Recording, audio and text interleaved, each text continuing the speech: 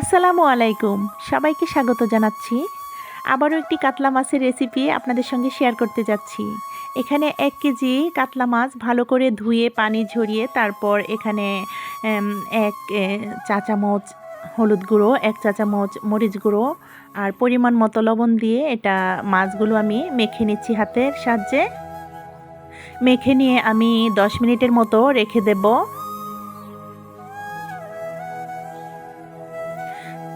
তারপর চুলাতে একটি কড়াই বসিয়ে দিয়ে 3 টেবিল চামচ সয়াবিন তেল দিয়ে গরম হয়ে আসলে তারপর আমি মাছগুলো একে একে সবগুলো মাছ ভেজে নেব। এখানে 8 টুকরো মাছ নিয়েছি। মাছটা 2.5 কেজি ওজনের ছিল, তাই 8 টুকরো 1 কেজি পরিমাণ হয়ে গেছে।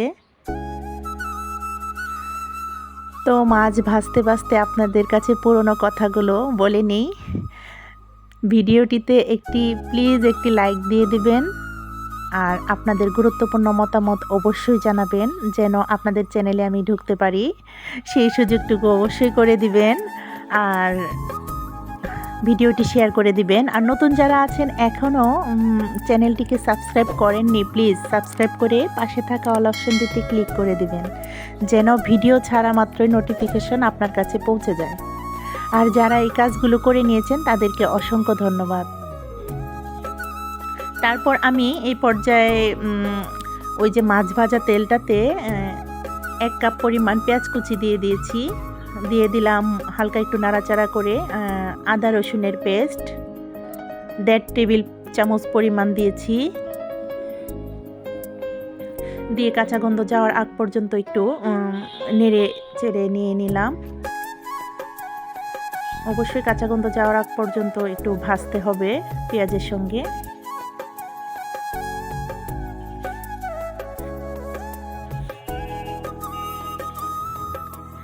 এখন দিয়ে দিচ্ছি হচ্ছে কিছু তেজপাতা, 3টা তেজপাতা দিয়ে দিলাম, মাঝখান থেকে একটু ছিঁড়ে দিয়েছি।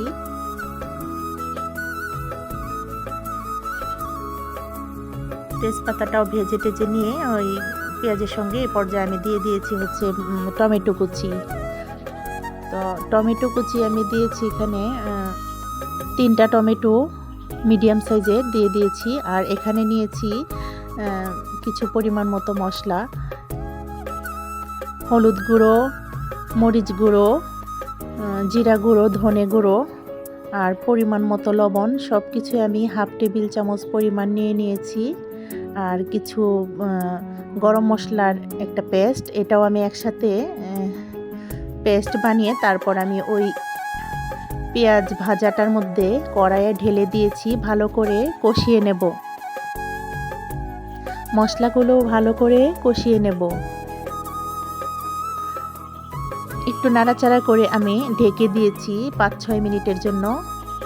5-6 মিনিট পরে ঢাকনা তুলে এখানে দিয়ে দিলাম আমি 2 টেবিল চামচ পরিমাণ সর্ষে বাটা।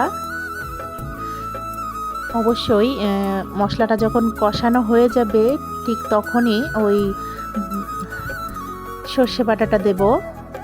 অনেক আগে থেকে দিলে হয় কি এটা তেতো একটা ভাব চলে আসে, তাই এটা একটু পরে দেওয়ার চেষ্টা করব। আবারও হালকা একটু পানি দিলাম, দিয়ে এ পর্যায়ে আমি এখানে কিছু ধনে পাতা দিয়ে দিয়েছি। ধনে পাতা দিয়ে একটু নাড়াচাড়া করে নেব।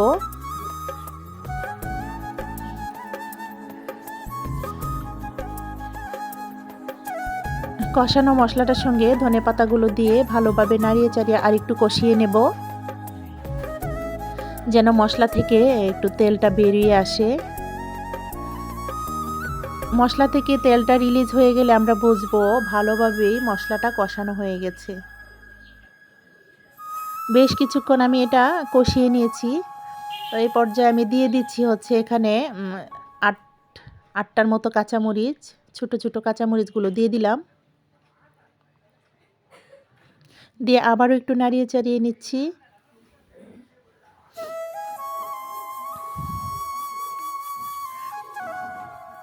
ভালোভাবে মশলাটা কষানো হয়ে গেলে এখন আমি দিয়ে দিচ্ছি হচ্ছে ওই যে ভাজা মাছগুলো, কাতলা মাছের পিসগুলো সবগুলো ঢেলে দিয়ে খুন্তির সাহায্যে একটু গা মাখা করে নিচ্ছি মশলার সঙ্গে। এই পর্যায়ে আমি দিয়ে দিয়েছি এখানে 1 কাপ পরিমাণ গরম পানি দিয়ে হালকাভাবে একটু নাড়াচাড়া করে নিচ্ছি।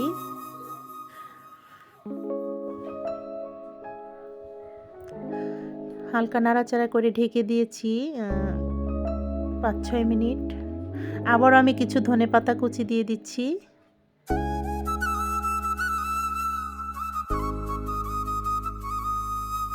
অবশ্যই আপনারা এভাবে একবার ট্রাই করে দেখবেন, খুবই সুস্বাদু।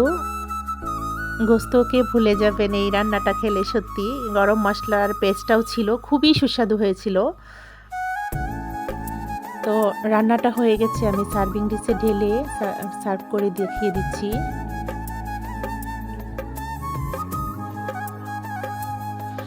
তো আগামী ভিডিও দেখার আমন্ত্রণ জানিয়ে আজকের মতো ভিডিওটি আমি এখানেই শেষ করব। আপনারা সবাই ভালো থাকবেন, সুস্থ থাকবেন, আমাদের জন্য দোয়া করবেন। আল্লাহ হাফেজ। আসসালামু আলাইকুম।